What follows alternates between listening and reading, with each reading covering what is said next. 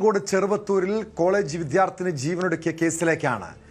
പയ്യങ്കി സ്വദേശിനി 19-കാരി മുബഷീറയാണ് മരിച്ചത്. എലിവിഷം ഉള്ളിൽ ചെന്നതാണ് മരണകാരണം. കൈതക്കാട് ആൽവർദ വിമൻസ് കോളേജിലെ വിദ്യാർത്ഥിനിയാണ്. ജൂൺ 2 മുതൽ ചികിത്സയിലായിരുന്നു മുബഷീറ. മദ്രസ അധ്യാപകനുമായി വീട്ടുകാർ വിവാഹം നിശ്ചയിച്ചതിലുള്ള എതിർപ്പ് മൂലം ജീവനൊടുക്കിയായിരുന്നു എന്നാണ് വിവരം. വിവരങ്ങളുമായി KV ബൈജു ചേരുന്നു കാസർഗോഡ് നിന്ന്. ബൈജു, ജൂൺ 2-നാണ് മുബഷീറയെ ആശുപത്രിയിൽ പ്രവേശിപ്പിക്കുന്നത് എലിവിഷം കഴിച്ച നിലയിൽ. അപ്പോൾ മരണം സംഭവിക്കുന്നു. ഇതിൻ്റെ യഥാർത്ഥ കാരണം എന്താണെന്നാണ് പറയുന്നത്? ഈ വിവാഹവുമായി ബന്ധപ്പെട്ട പ്രശ്നങ്ങളാണോ ആത്മഹത്യയിലേക്ക് കാരണം?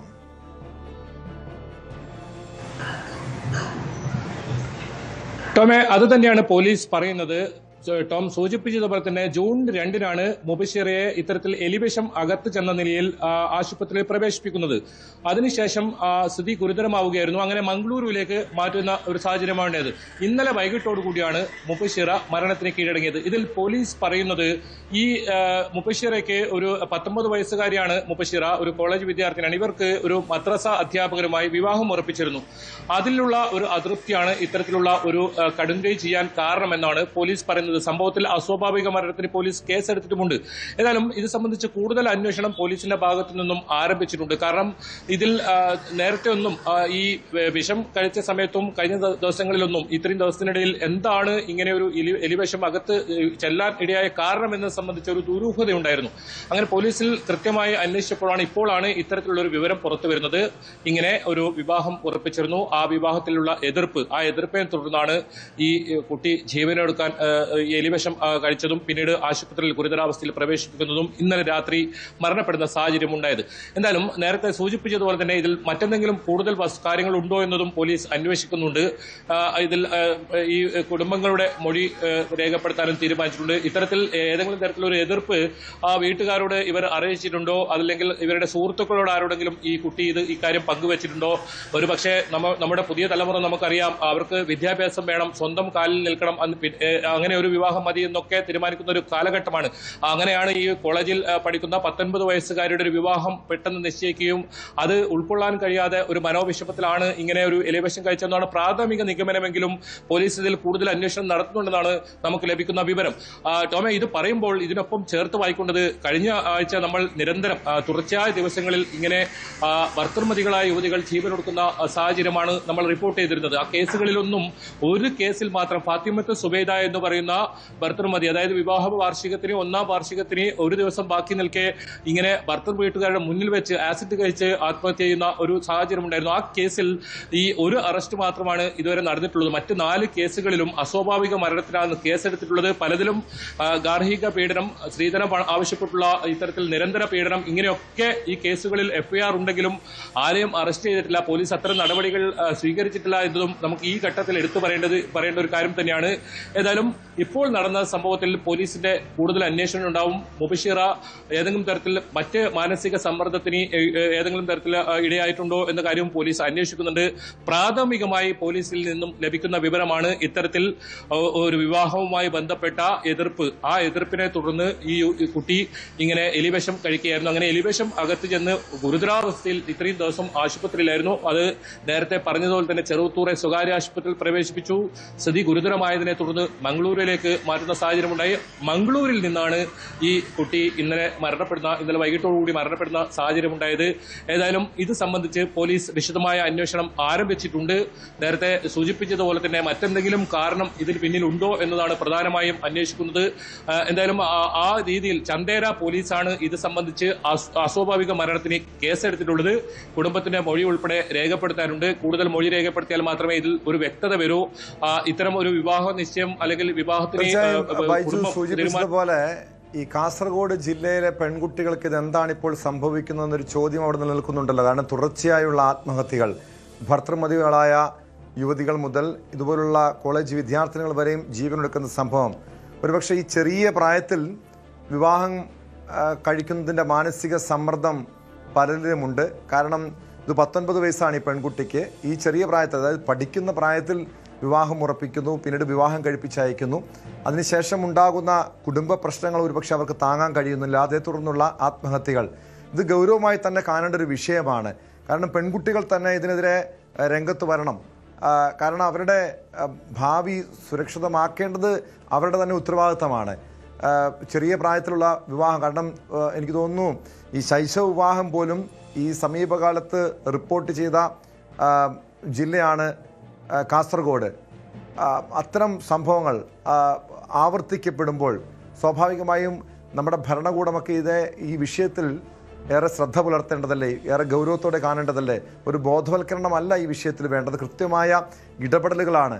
കാരണം ഇതുപോലെ പെൺകുട്ടികൾക്ക് നേരാണ് 18 വയസ്സ് കഴിയുമ്പോൾ അവർ വിവാഹം കഴിപ്പിച്ചയക്കാമെന്ന് തന്നെയാണ് നമ്മുടെ ഇവിടുത്തെ നിയമ വ്യവസ്ഥ പറയുന്നത്. പക്ഷേ അവരുടെ കൂടി താല്പര്യം പരിഗണിച്ചുകൊണ്ടുള്ള ഒരു തീരുമാനം എടുക്കാനുള്ള ഒരു ചിന്തകൾ, അല്ലെങ്കിൽ ആ രീതിയിലുള്ള ഒരു തീരുമാനമല്ലേ കുടുംബങ്ങളുടെ ഭാഗത്തുനിന്ന്, രക്ഷിതാക്കളുടെ ഭാഗത്തുനിന്ന് ഉണ്ടാകേണ്ടത്?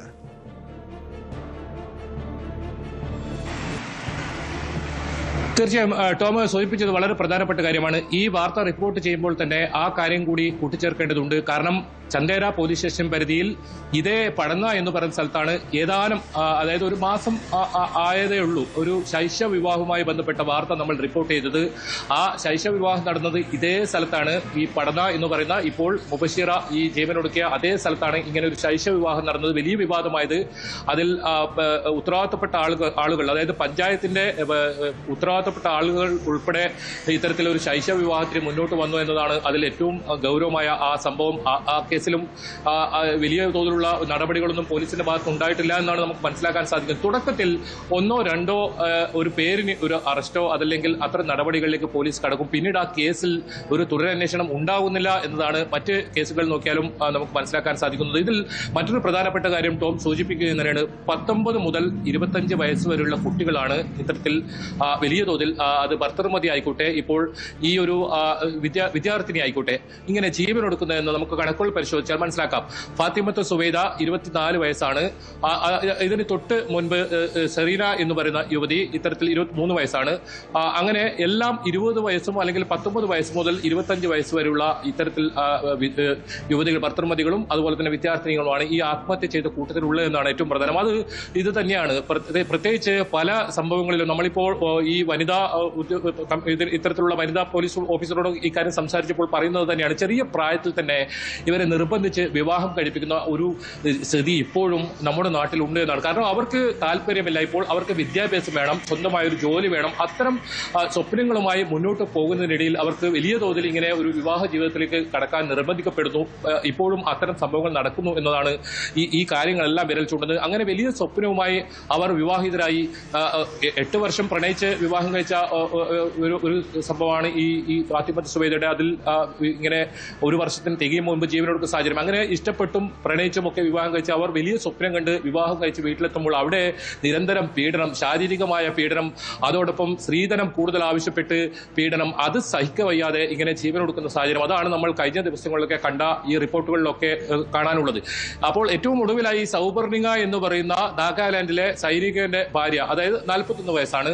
ഇവർ ഗൃഹപ്രവേശനം കഴിഞ്ഞ് 1 മാസമേ ആയതുള്ളൂ. ഏതെങ്കിലും തരത്തിൽ അവർക്ക് ചുറ്റുപാടുകളിൽ പ്രശ്നമുണ്ടോ എന്ന് ബന്ധുക്കൾക്ക് പോലും അറിയില്ല. ഇവർ ജീവനൊടുക്കുന്ന സാഹചര്യമാണ്. 2 കുഞ്ഞുങ്ങളാണ് അവർക്കുണ്ടായിരുന്നത്.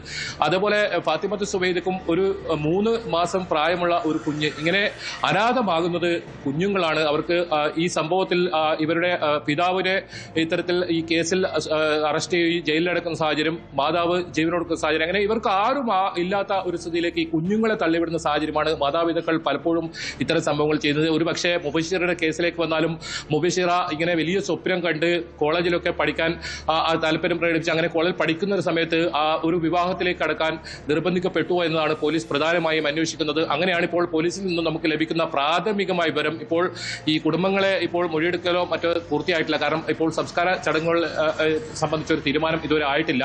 അത്തരം കാര്യങ്ങൾ കഴിഞ്ഞതിന് ശേഷം മാത്രമേ ഈ കുടുംബങ്ങളെ മൊഴി പോലീസ് രേഖപ്പെടുത്തൂ. പലപ്പോഴും ഇത്തരം കേസുകളിൽ പോലീസിന് ഒരു പരിമിതി ഉണ്ട് എന്നത് യാഥാർത്ഥ്യമാണ്. കാരണം ഈ ഇത്തരത്തിൽ മരണം സംഭവിക്കുന്നു, പിന്നീട് അവരുടെ ബന്ധുക്കളൊക്കെ വലിയ വലിയ മാനസിക വിഷമത്തിലൊക്കെ നിൽക്കുന്ന സാഹചര്യം ഉണ്ടായിരുന്നു. അങ്ങനെ കൂടുതൽ ഈ കാര്യത്തിൽ മൊഴി രേഖപ്പെടുത്താനും ഉൾപ്പെടെ പോലീസിന് അത്തരം നടപടികളിൽ കടക്കാൻ വലിയ ബുദ്ധിമുട്ടുകളുണ്ട്. അതുകൊണ്ട് തന്നെ ഒരു പക്ഷേ മറ്റേതെങ്കിലും വലിയ കേസുകൾ വരുമ്പോൾ ഇത് ദിവസങ്ങൾ കഴിഞ്ഞാൽ പിന്നീട് ഈ കേസിന്റെ ഒരു പ്രാധാന്യം നഷ്ടപ്പെടുകയും പോലീസ് അന്വേഷണം അത് മന്ദഗതിയിലാവുന്ന സാഹചര്യമാണ് പലപ്പോഴും ഉള്ളത്. അത് നേരത്തെ ഞാൻ പറഞ്ഞത് അത് തന്നെയാണ്. ഒരു കേസിൽ ഫാത്തിമത്ത് സുബൈദയുടെ ഒറ്റ കേസിൽ ഭർത്താവിനെ ഇത്തരത്തിൽ ജാമ്യമില്ലാ വകുപ്പ് പ്രകാരം കേസെടുത്ത് അറസ്റ്റ് ചെയ്ത് ജയിലിലടക്കുന്ന സംഭവം ഉണ്ടായി. മാതാവിനെതിരെ, അതായത് ഭർത്തൃ മാതാവിനെ ആയ ആയിഷ എന്ന് പറയുന്ന ഇവർക്കെതിരെ ബൈജു ആണ് വിവരങ്ങൾ നൽകിയത്. ബൈജു സൂചിപ്പിച്ചത് ഏറെ ഗൗരവമായി കാണേണ്ട വിഷയമാണ്. പ്രത്യേകിച്ചും രക്ഷിതാക്കൾ ഒരു കാര്യം ഓർക്കണം, നിങ്ങളുടെ പെൺകുട്ടികളെ ഇങ്ങനെ ബലി കൊടുക്കണോ എന്ന്.